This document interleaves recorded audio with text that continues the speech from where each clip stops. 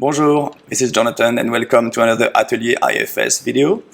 In this tutorial on Google Drive, I will show you how to share documents, what to do with it when you receive an email saying that someone wants to share a document with you, and actually what you can do about it, and actually how as well to share documents with other people at the French school, like teachers, colleagues, administrations, or even students. But without waiting, let's dive into it.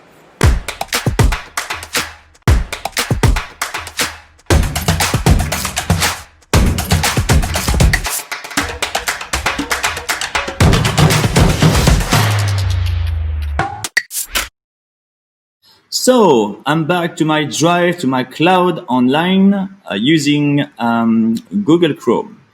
So you want to share some documents. So how to do it? First thing, let's have a look at my folder. Let me go back to my grid view. I like it better. So as you can see, some folders, they have this white shadow of someone here. It means this folder is shared with other people, okay? It may belong to me, but some other people have access to it because I shared it, or maybe they share it to me. I'm going to show you how to do both, okay? If I want to have more information, remember you press on the list view and you can have more information here. See, I'm the owner, so this one, I am sharing it. But let's have a look here. This one, I'm not the owner. This person have shared the folder with me, and I've decided to move it from share with me to my Drive because I use it a lot. Okay? And of course, you have the date. So let's go back to the grid view. I don't need these details anymore. So now I want to, let's say this one, Cahier, I want to share this folder with people. I need people, colleagues to access it. It's very easy, basically. You have two options. Either you press here or you click right to share. Okay? So let's do it with this one. I click on plus.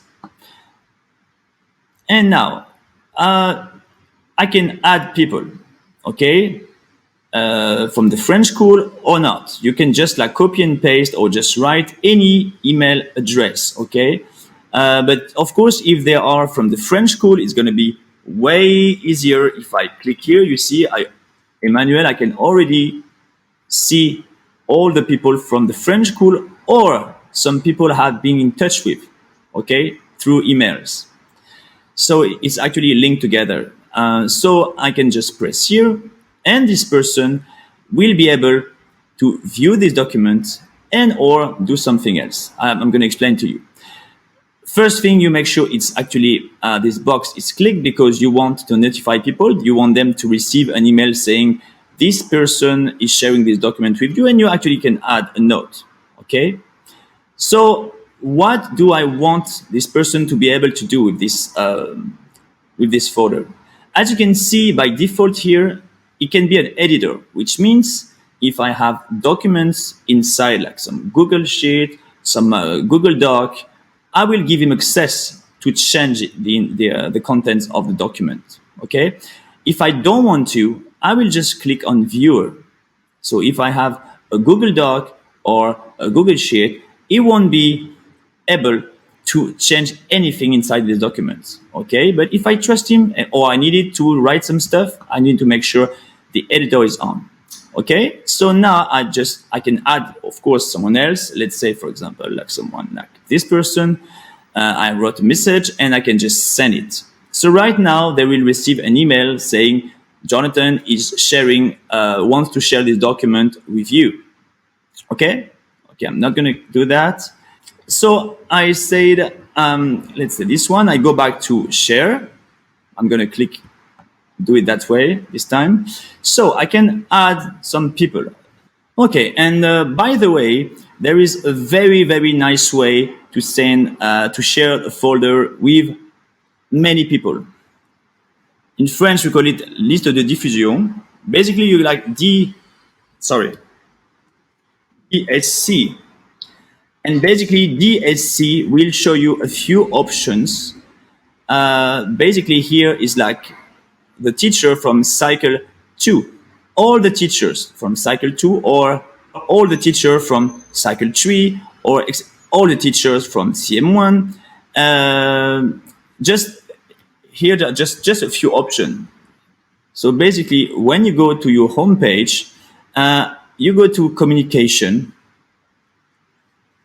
and from there you have list of the diffusion. You have like a PDF document. You can actually download it. I would recommend you to download it to your desktop. And if you check here, you can actually target some teachers, specifically some teachers, only CP, or if it's like high school, you see like only teachers, history, etc., etc. You have all the information here to know exactly how to share it with many people. Okay, so you can actually send it individually or even copy and paste a few email addresses from the French school or even from outside the school. Let me show you how it looks like when you've done it. Let's say this one, okay? So here I'm the owner. The first one is always the owner. And you can see all the colleagues here, basically, they are all editors. Okay, but you can change it. You can click here and you can just, no, I want this person only to view it, or to give him, or sorry, to give her only a temporary access, or to make her the owner. Okay, she will be the boss, or to remove that person. Okay, so it's like you can anytime change here their access to this folder. So you can add some people individually here, or a group with this DSC list de diffusion. Another way is actually you can provide the link in an email or in a Google document, or even in a Word document by doing copy link. You click here and it's like doing copy. It's Control C. And later you're inside another document, email, and you just click Control V and it will paste it. But you have to be careful. That's the main mistake people do. It's basically here restricted. Basically, only the people you added here can view it, can view this document. No one else. So you're going to change it to link to the French school. So now, after I press done, that person will be able to click on it if she belongs to the French school, if she has like an IFS email address, and she will only be able to view the documents. But if I say I share this link with some colleagues, I may want them to be able to edit and organize and add some other people. Okay, so basically that's it. And the last thing, you can click on here and like anyone with the link. So now anyone who has this link, like on my Google site or in a Word document, anyone can open it and edit it.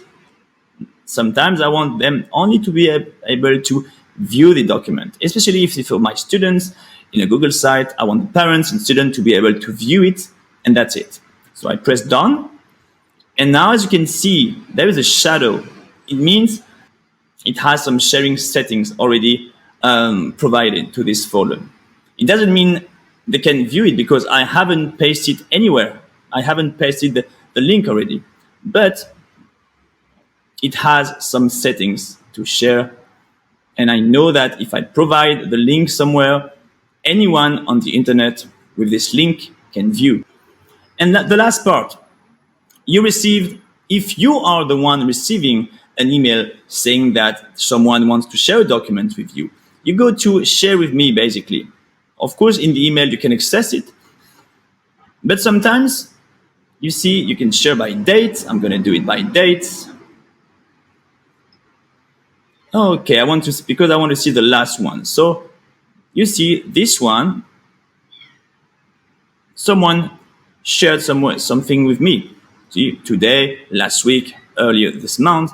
And so basically, I can open it. I can open it basically. And I can view it. And this one I can edit it.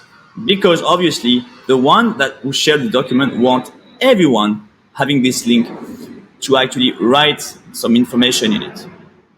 Once I'm done, I quit, and I don't have to do anything else. I can leave it here. It's not inside my drive, but I know I won't need this document in the future. It's just some information I had to put in, but I don't need it in the future. Okay? So I can leave it here.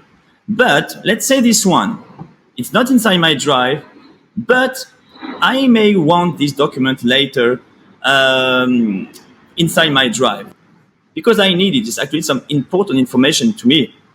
So basically, I just like move it, my drive, see, like this. Or another way, add to my drive, and I add shortcut. So basically, it won't be inside your drive like virtually, but you will have a shortcut.